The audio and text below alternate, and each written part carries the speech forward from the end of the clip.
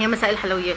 سوري يا ايمو، سوري يا ايمو، عشان انا عارفه ان انت ما بتتكلميش في اي حوار للنطع، بس في حاجات بتستفزني يا اختاه، بتستفزني، وانت عارفه ان انا عندي فوبيا، عندي فوبيا من بالكذب، فوبيا كده، فوبيا اي حد بيكذب كده بحس ان انا عايزه اطلع اديله على قفاه.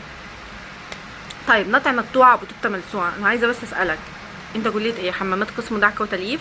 مش عارفه، انا مش عارفه هما بيقولوا انت قبل ما تخش تبقى ظبوطه بتوته مخبوطه بتاع ده، كنت خريج جامعه. طيب بالنسبه للجامعه اللي انت دخلتها كانت ايه؟ حمامات قسم دعك وتلييف ولا ايه بالظبط؟ تعالى بقى، الناس اللي عارفاني واهلي نفسهم عارفين ان انا في سنه 2007 شهر 1 يوم 1 2007 واخده ترخيص ل5 منتجات كوزماتكس مستحضرات تجميل. انا اللي جايبه الترخيص ده لمصنع قطري، انا كنت ماسكاه من ضمن شغلي، كان في مصنع قطري بتاع كوزماتكس، انا جايبه لهم في السنه دي في 2007 جايبه لهم 5 تراخيص من وزاره الصحه، تراخيص منتجات. طيب انت بتقول اي كلام في توت علام، تعالى بقى اقول لك التراخيص بتيجي ازاي، وان اي حد ممكن يرخص حتى لو ما عندوش مصنع. شوف انا جايبه 5 منتجات، وكان مصنع طويل عريض مبني على 1000 متر، وكانت دي بدايه التراخيص بتاعي، ان انا كنت عايزه اعمل 20 منتج، اخدت اول 5 تراخيص. ماشي، كان في مصانع تانية بتتعامل معايا، او اشخاص بقى اللي هم الكيميائيين، او اللي هم بتوع دكاتره اللي هم بتوع كليه علوم، اللي هم الكيميائيين يعني، بيعملوا لنفسهم خلطات. ممكن يعمل خلطه تهاني وعجباني، خلطه سوسن المهلبيه اللي بتاكل طعميه، يعمل اي خلطه باسمه كده ويقول لك ايه الخلطه دي، ده منتج يخصني انا اللي مخلطه، انا اللي حاطط عيش على ام الخير، وعايز من وزاره الصحه ان هي تعمل لي ترخيص من ده. الترخيص وقتها كانت رخيصه جدا، كانت الترخيص بتاع اللي هو ما عندوش مصنع اغلى من اللي عنده مصنع، فاي حد ما كانش عنده مصنع ب 10000 جنيه كان يقدر يجيب 5 تراخيص، لان كان الترخيص وقتها ب 2000 جنيه. اما اللي عنده مصنع كان بيبقى اقل شويه، لانه كان بياخد ترخيص على المصنع وترخيص من وزاره الصحه. فاي حد بيعمل منتج زيت شعر، بيعمل كريم شعر، بيعمل حتى خلطه عجينه سعديه المهلبيه، المهم ان هو ايه، بيروح يرخصها وياخد حاجه زي براءه الاختراع كده، ودي بتبقى بتاعته ترخيص المنتج بتاعه. يعني الموضوع مش اعجاز علمي على فكره، مش اعجاز علمي. يعني ازازه الزيت سهل جدا ان يطرح عليها يتعمل لها ترخيص في وزاره الصحه، اي حد ما عندوش مصنع. وانا كنت واحده بشتغل في الحوار ده، كان الناس اللي ما عندهاش مصانع كانت بتيجي تصنع عندنا، وانا اعبلهم وهم يبقوا جايبين الازازه والليبل بتاع الليبل اللي هو بيبقى عليه الباركود واللي عليه البيانات عامه، الليبل بتاع الازازه. فانت بتحكي في ايه يا ابني؟ بلاش تتكلم اي كلام في توت علام. الناس اللي قاعده بتسمعك مش كلها جهله زي كلاب خرتيته بزو، الناس اللي قاعده بتفهم في الحوار ده او بتتكلم، انت بتتكلم وبترغي وبتضحك الناس عليك.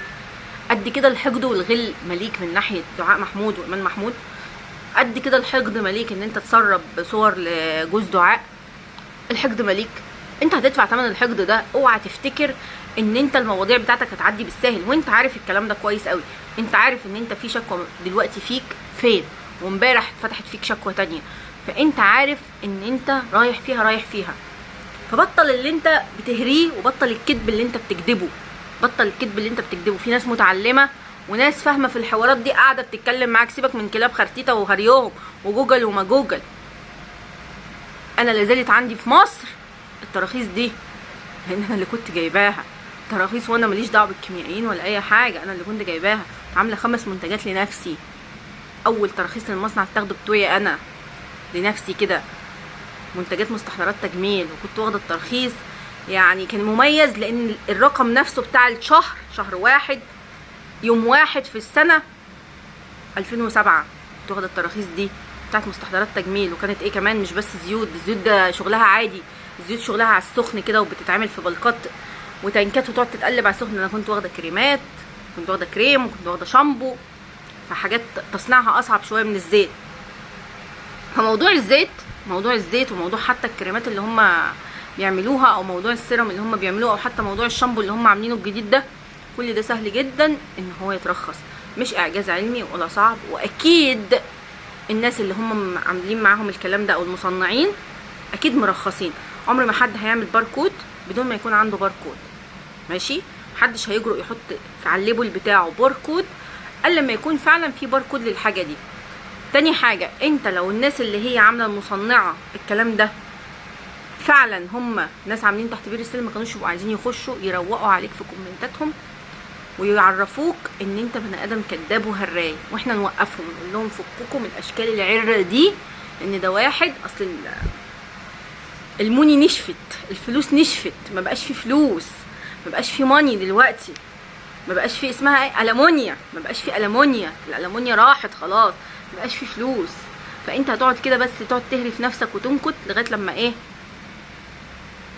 يحاولوا يبصوا لك كده يقول لك طب ايه تاخد لك امونيتين، محدش هيعبرك والله، ما عادت هتعبرك ايمان، ما عادتش هتعبرك. انت بالنسبه لها بقيت شخص مريض، وفعلا بجد انت ظهرت على حقيقتك القذره. يعني انت عمال هاري نفسك، واللي تدخل تقول لك ده مش عارفه في الكومنتات تقول لك ده بتعمل كده عشان انت ايمان مش بصلك اصلا، وانت عارف وانا عارفه ان ايمان اللي كانت بتديك البلوك، وانت ياما دخلت كلمتني انا كرانيا وتقولي خليها ترفع البلوك. بس بقى طبعا هي ايمان عايزه تشوف حياتها، مش عايزه حد يقعد يهري ولا عايزه نقعد نتكلم عليك. بس بجد انت كذبك اوفر، كذبك اوفر جدا يعني. واقول لك كمان يا خفه يا قفه، التصنيع عامه او وزاره الصحه لما بتيجي تدي على منتج ترخيص ما لهمش دعوه بالمؤهلات بتاعه صاحب البراند. يعني انا مثلا المصنع اللي كنت واخده عليه ترخيص اصلا في البدايه ما كانش هيبقى مصنع كوزماتكس، وانا اللي غيرت التراخيص كلها لمصنع كوزماتكس، وانا نفسي خدت 5 منتجات، وانا اساسا بزنس ادمنستريشن اصلا ماليش علاقه. بس اللي عامل لي التصنيع ايه؟ واحد كيميائي، اللي عامل المنتج واحد كيميائي، اللي مخلط واحد كيميائي، وعلى هذا الاساس انا بقدم كصاحبه الشيء. ماشي، هم من ودعاء برضو في ناس هي اللي بتصنع، في واحده دكتوره مش عارفه اسمها فاطمه باين، والزيت مش عارفه مين اللي بيعمله. المهم ان ايه، في ناس هي اللي بتصنع، والتراخيص بتتقدم بناء على الناس دي. فوالنبي كليه بلعات قسم دعك وتليف اللي انت خارج منها دي بجد فكنا يا عم من قرفك، فكنا. ده انت بغل يلا، بغل يلا يلا، ده انت بغل. ده انت يوم ما اتكلمت على الاوتلت قسما بالله انا مت على نفسي من الضحك. هو في حد هيجيب لي علبه بخور اعمل عليها عرض هيقول لي خد الترخيص؟ سيلر اللي بتشتري من المستورد وبتدي البلوجر هتقول له خد الترخيص؟ كنت بتشوف اعلانات التلفزيون يلا بيطلعوا بالتراخيص بتاعه الحاجه، اوبجكشن.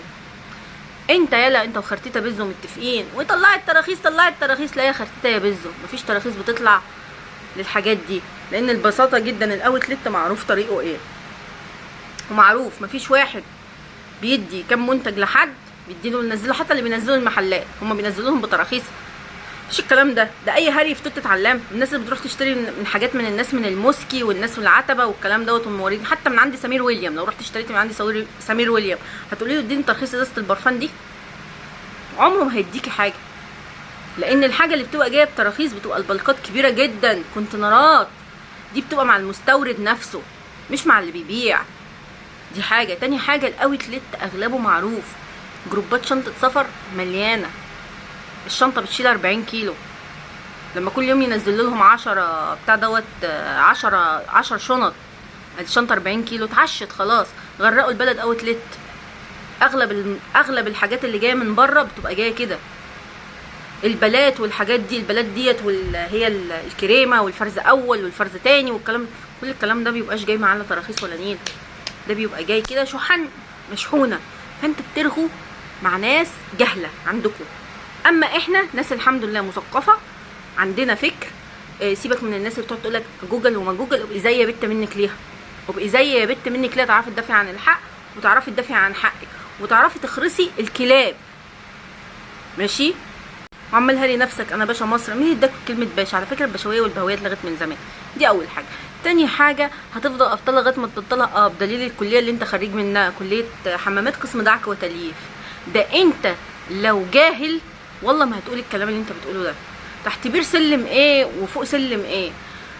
وزاره الصحه لما بتدي ترخيص لمنتج يا حيلتها مش محتاجه المؤهل الدراسي بتاع الشخص صاحب المنتج ده، محتاجه بس الماتيريال اللي معمول منها المنتج، محتاجه ان انا بجيب دكتور كيميائي يقدم المنتج ده، والمنتج ده يبقى باسمي انا، لان هو اللي بيشرح كل حاجه وهو اللي بيبقى فاهم التركيبه دي معموله ازاي. واغلبيه الدكاتره الكيميائيين بتوع كليه العلوم اللي هم بيقعدوا يقولوا على نفسهم دكاتره هم دول، واحنا عادي بنصدقهم ان انتوا دكاتره، خلاص ما تزعلوش نفسكم، انتوا دكاتره بتوع كليه العلوم كيميائيين، هو الاغلبيه اللي بيعمل منتجات كيميائيين، فخليها وكلاك متعلم على قفاك.